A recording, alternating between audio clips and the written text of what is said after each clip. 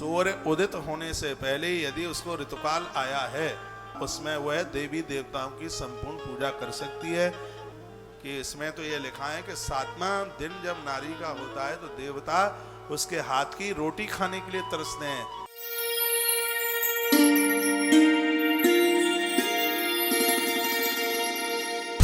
एक और बड़ी सुंदर बात कही गई है, कहा नारी धर्म उसका जो ऋतुकाल है जिसको रजो दर्शन कहते हैं, उसके बारे में भी बड़ा वर्णन किया गया है।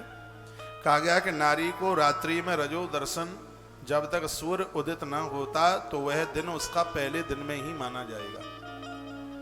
सूर्य उदित होने से पहले यदि उसको ऋतुकाल आया है, सूर्य निकलता है 6 बजे और मान लिया जाए 5 बजे या 4 बजे, तो उसकी गिनती एक दिन पहले में होगी। भले ही आधी रात्रि पर तारीख चेंज हो गई है। इसमें स्पष्ट महात्मा पाराशर कहते हैं, इसमें नारी को बिल्कुल कोई भी दोष नहीं लगता।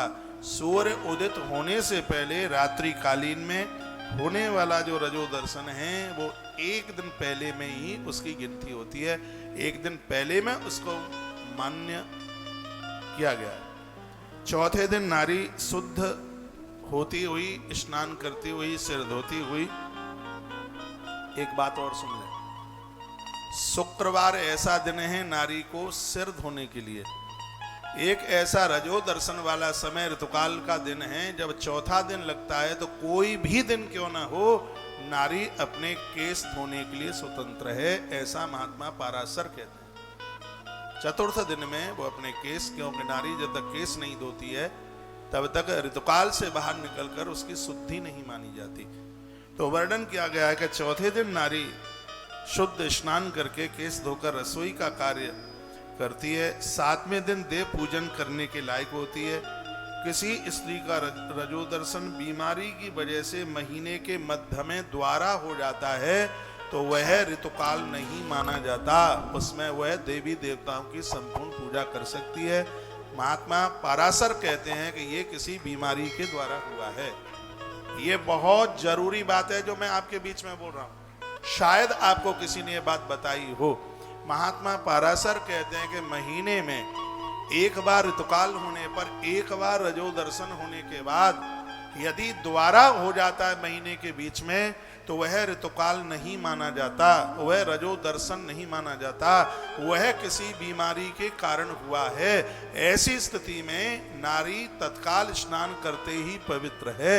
वह देवी देवताओं के पूजन में, रसोई गृह कार्य करने में अपने आप में पूर्ण रूप से स्वतंत्र है। मेरी इस बात को आगे फॉरवर्ड कीजिए। इसमें हमारी बहनें और माताएं बहुत परेशान होती हैं। कभी कभी तो उनकी पूजा छूट जाती है, उनके व्रत छूट जाते हैं। यह पाराशर संहिता का अध्याय नंबर 4 सुन रहे हैं आप। पाराशर संहिता प्रथम खंड अध्याय नंबर 4 में इस बात की चर्चा की गई है जो मैं आपके बीच में निवेदन कर रहा हूं। चौथे दिन नारी शुद्ध रसोई का कार्य, 7वें दिन देव पूजन करने के लायक होती है। किसी स्त्री का रजो दर्शन महीने में बार बार आता है। एक बार के बाद में जो भी उस महीने के मध्य में हुआ है रजो दर्शन, उसमें नारी अपवित्र नहीं है, क्योंकि वो मासिकता की वजह से नहीं है, वह बीमारी की वजह से है। इसलिए उसमें वह देव पूजन और गृह कार्य करने में वो अपने आप में स्वतंत्र है, वह उसका रजो दर्शन मान्य नहीं होता। ऐसा वर्णन किया गया है महात्मा पाराशर के द्वारा। और ये बात मैं पहली बार आपके बीच में बोल रहा हूं। एक बार ये करा लगाइए, बोलिए भक्त वत्सल भगवान की जय हो, श्री हनुमान जी महाराज की जय जय श्री राम। मेरे पास बहुत बारे मैसेज भी आए हैं, मैं ठीक से समाधान नहीं कर पाया क्योंकि मुझे उतनी जानकारी उस समय नहीं थी। अब मैंने ग्रंथ पढ़ा है तब मुझे पता चला है। कभी कभी ऐसा होता है कि 8 दिन के बाद में फिर दोबारा रजो दर्शन हो जाता है, और कभी कभी तो फिर वो हर दूसरे दिन, फिर तीसरे दिन। इसमें महात्मा पाराशर स्पष्ट कहते हैं कि ये कोई बीमारी की वजह से ऐसा हुआ है, वो कोई शारीरिक बीमारी की वजह से ऐसा हुआ है। जो ऋतुकाल है वो महीने में एक ही बार आता है, लेकिन मध्य में बीच में ऐसी कोई घटनाएं घटी हैं, कोई ऐसी स्थिति बनी है, तो यह बीमारी की वजह से हुआ है।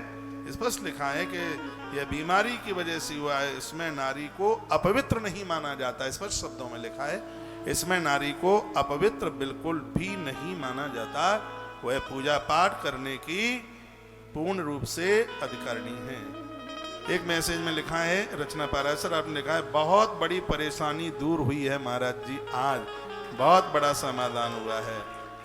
और ये बिल्कुल 1,00,000 कैरेट मुझसे थोती बात नहीं आती, जो है वो यही स्पष्ट है पाराशर संहिता में इस बात का वर्णन किया गया है। अध्याय नंबर 4 में इस बात की चर्चा, कई श्लोकों में इस बात की चर्चा की गई, जिसमें नारी के रजो दर्शन कि इसमें तो ये लिखा है कि 7वां दिन जब नारी का होता है तो देवता उसके हाथ की रोटी खाने के लिए तरसते हैं।